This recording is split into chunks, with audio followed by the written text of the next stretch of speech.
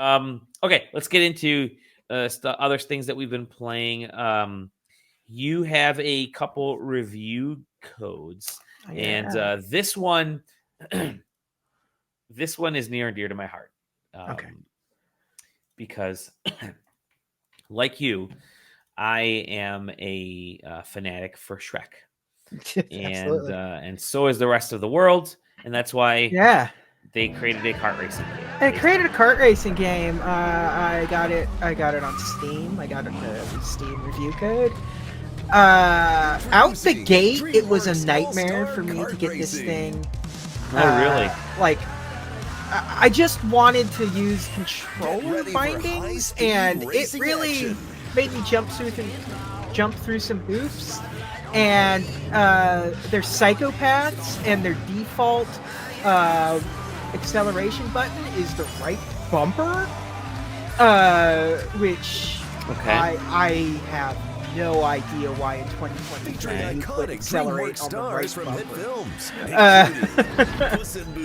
But I don't know. I didn't like this game. It's not. It is not even with Boss Baby in it, especially with Boss Baby in it.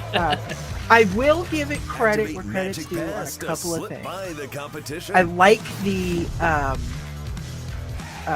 you know how Mario has that like start line boost where you just time it.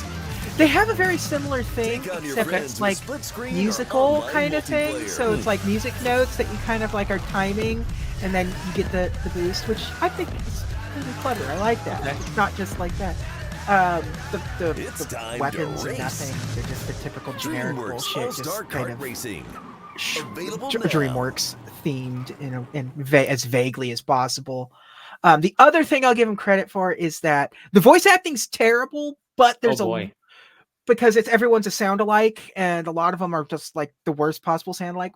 But there's a lot of it, and they go to like some nuts and bolts kind of thing where it's like if you hit somebody, they will reference who they hit or something. Like, oh, that's kind of cool. They are aware of who they're like interacting with on the track, which is kind of neat. Like nobody does that. Listen, Shrek is a meme, but I'm going to say that Shrek deserves better than this game. Shrek, especially that first movie, is an absolute like animation milestone.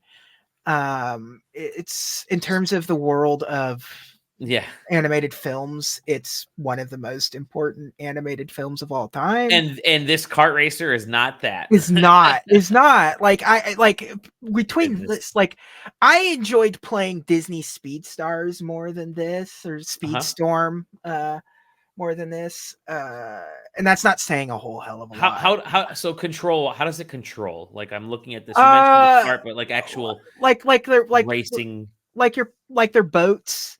Which is not good for a racing game. I never really ever felt that I had a lot of solid control over these. The drifting is not great. You're going to have a hard time finding serious user reviews for this game too. If you go to Steam, it's like got a bunch of like positive reviews, but like the body of the text all just makes Shrek jokes.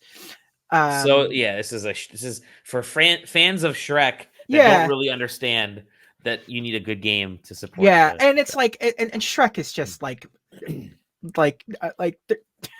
yeah, okay, they're Shrek characters, but it's also got like Madagascar and Kung Fu Panda and Boss Baby and How to Train Your Dragon. All the hits, man. All the hits, man. It's like it also makes you really realize, like, I guess I really don't know what DreamWorks is doing these days. The Trolls is kind of their thing right now. That's right, and they're in here. They should have made this a Trolls racing game. I think it probably would have.